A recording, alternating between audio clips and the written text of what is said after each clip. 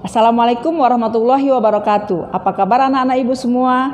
Insya Allah semuanya kita dalam keadaan sehat walafiat. Nah, berjumpa lagi dengan Ibu Herlina Ningsi di sini dalam bidang studi seni budaya. Materi kita kali ini adalah tentang teater. Nah, yaitu tentang pertunjukan pantomim. Oke, anak-anak ibu, saksikan video ibu selanjutnya. Anak-anak ibu, kita lanjutkan materi kita yaitu tentang seni teater. Kali ini judul materi kita adalah pertunjukan pantomim. Nah, anak-anak ibu, tentunya kamu semua pernah melihat pantomim ya nak. Nah, apa itu pantomim? Pantomim adalah pertunjukan teater ya, sama dengan pertunjukan teater yang dilakukan tanpa menggunakan kata-kata ya, yang dimainkan dengan gerakan dan ekspresi wajah. Nah, kita pasti tahu ya nak, kalau dia udah menggunakan ekspresi ya, ataupun dengan gerak-gerak saja, dengan wajah yang yang dipoles sedemikian rupa sehingga polesannya itu menutupi semua wajah dengan menggunakan warna putih ya, itu biasanya ya nak. Pantomim itu biasa diperagakan oleh satu orang atau mungkin dua orang ya, yang menggunakan sapuan wajah yang berwarna putih ya nak ya. Nah, jadi pantomim ini biasanya diiringi dengan musik ya.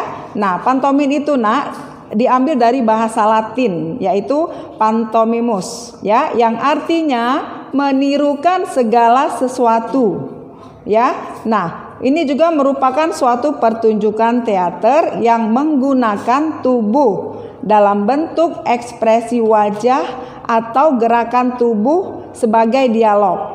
Nah, jadi anak-anak ibu ya, melalui gerak-gerak pantomim ini ya, dia menyampaikan sebuah kisah atau sebuah cerita singkat ya. Nah, jadi dominannya di situ adalah yang menimbulkan ekspresi lucu. Nah, itu adalah pantomim.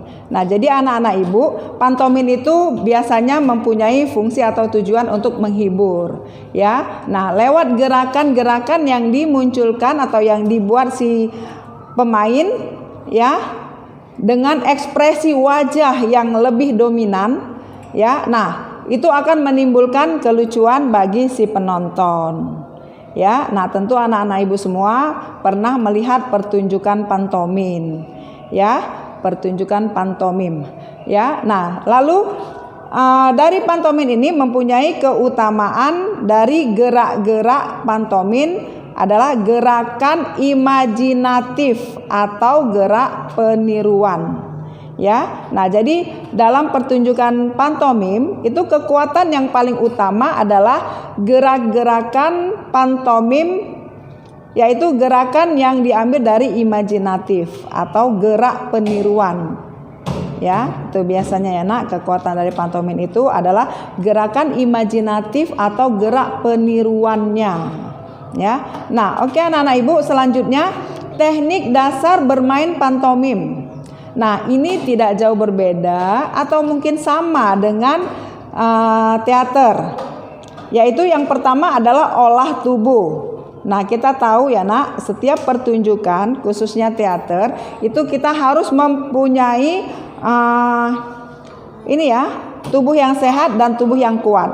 Nah, jadi untuk itu kita harus mengadakan latihan olah tubuh. Nah, untuk latihan olah tubuh ini dimulai dari kepala. Ya, kepala, kita menggerakkan kepala kita ke kanan, ke kiri, ke atas, ke bawah. Itu kita ulangi beberapa kali. Nah, lalu untuk bagian tangan. Ya, kita bisa putar tangan kita ke kanan, ke belakang, ke depan. Ya, kita putar. Ya, diikuti dengan jari-jari tangannya juga. Ya, nah itu kita ulangi beberapa kali. Lalu untuk bagian badan. Ya, bagian badan ini juga harus kita lakukan gerakan, yaitu ke depan, ke belakang, dilenting ke depan ya, dibalikkan ke belakang ya, diputar kanan, diputar kiri ya. Itu untuk gerakan bagian badan. Lalu begitu juga dengan bagian pinggul ya. Nah, bagian pinggul ini dengan posisi badan tegak ke depan ya, badannya diputar ke kanan, diputar ke kiri keseluruhan ya. Nah, selanjutnya adalah gerakan kaki. Ya, begitu juga dengan gerakan kaki.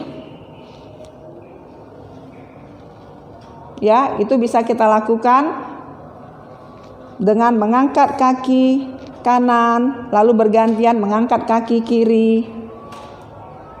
Oke, nah selanjutnya anak-anak ibu, untuk gerakan atau latihan olah tubuh ini kita bisa melakukannya dengan menggunakan panduan dari buku, ya, atau mungkin dari televisi, atau mungkin dari internet dan yang lainnya. Nah, untuk selanjutnya anak-anak ibu perlu kita ketahui, pantomim itu dalam pertunjukannya bentuk pantomim bisa dibagi dua. Ya, nah ada pantomim yang dimainkan secara tunggal. Ya, nah berarti pemainnya adalah satu orang. Nah, biasanya pantomim yang dilakukan secara tunggal itu temanya diambil dari permasalahan seseorang dalam berbagai kondisi tentunya. Ya. Nah, jadi diambil dari permasalahan seseorang dalam berbagai kondisi, artinya dalam berbagai watak, berbagai karakter. Nah, itu ditirukan oleh si pemain pantomim. Ya. Nah, yang kedua ada juga pantomim berpasangan, yaitu yang dilakukan oleh dua orang. Nah, biasanya pantomim yang dilakukan oleh dua orang ini, ya, atau berpasangan, itu temanya diambil ini ya, tentang keunikan dari dua orang yang merespon. Artinya gini nak, dua pemain atau pemeran pantomim itu selalu mengadakan gerakan yang lalu direspon oleh teman yang satunya lagi. Dan akhirnya gerakan-gerakan itu muncul kelucuannya. Ya, nah jadi ditampilkan dengan keunikan dari kedua orang yang merespon gerak-gerak lucu tersebut. Nah, yang satu melakukan gerakan ini, lalu yang satu merespon gerakan ini, dan akhirnya menimbulkan kelucuan. Nah, jadi yang perlu kamu ingat, nah, ya, pantomim itu juga merupakan teater, ya, jadi merupakan cerita, tetapi penyajiannya hanya dengan gerak-gerak saja dan ekspresi wajah, ya, sama sekali tidak menggunakan kata-kata. Nah, jadi cerita yang disampaikan oleh pemeran pantomim itu hanya melalui gerak-gerak dan ekspresi wajah. Nah, jadi di sini yang lebih ditekankan paling utama itu adalah imajinatif. Ya, nah jadi seorang pemeran pantomim itu harus mempunyai imajinatif yang tinggi. Ya, imajinatif yang tinggi untuk melakonkan gerak-gerakan yang bisa menimbulkan kelucuan.